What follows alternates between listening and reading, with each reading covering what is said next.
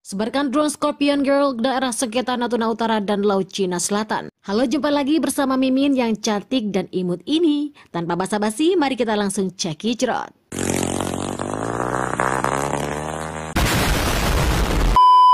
Cina merupakan negara yang menjadi akar masalah di Laut Cina Selatan hingga Natuna Utara Indonesia.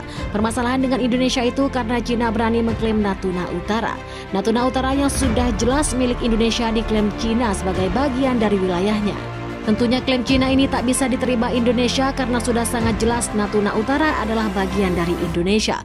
Indonesia tentunya akan melindungi Natuna dari klaim Cina. Pada dasarnya Cina tak hanya mengklaim Natuna Utara, Sumatera lebih luas, Laut Cina Selatan hampir sepenuhnya diklaim oleh Cina. Teritorial di Indonesia, Natuna Utara dan tetangganya juga ikut berdampak, salah satunya Malaysia, yang juga kena dampak klaim Cina di Laut Cina Selatan.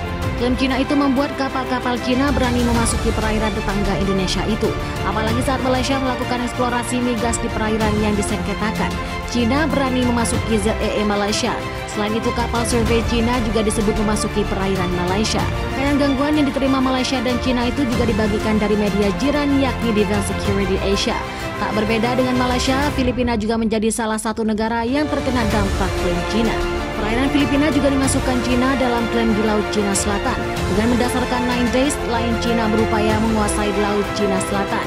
Sehingga Natuna Utara tentunya, Indonesia dan beberapa negara ASEAN lain yang berdampak tak tinggal diam. Apalagi Atlas sebagai dasar hukum laut internasional sudah mengatur mengenai teritorial laut. Selain itu, kelincinya di Laut Cina Selatan juga sudah diputus oleh Pengadilan Arbitrase Internasional. Cina dianggap tak memiliki dasar hukum yang jelas dengan klaim dan selain itu akan tetapi Cina menolak putusan Pengadilan Arbitrase Internasional. Cina juga masih bertahan dengan klaim sepihak. Selain itu di Laut Cina Selatan baru-baru ini, Cina dilaporkan di Eurasian Times menyebarkan drone ke wilayah sengketa, namun bukan Natuna Utara atau Laut Cina Selatan, tapi Kepulauan Taiwan. Ya, Cina hingga saat ini masih bermasalah dengan kepulauan yang punya pemerintah itu sendiri.